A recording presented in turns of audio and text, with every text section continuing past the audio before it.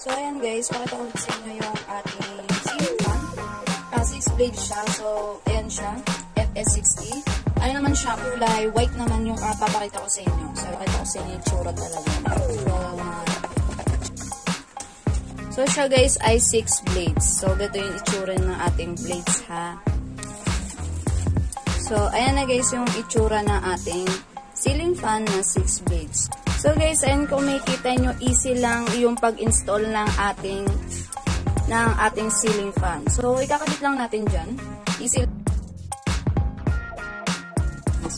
Ganyan lang siya. Kakabit lang natin na maayos para syempre hindi siya matanggal. Pakita ko rin sa inyo yung mga good reviews, mga 5-star namin na feedback ng ating mga ceiling fan. Mga legit na buyer natin dito sa ating store. Kaya guys, tignan nyo siya.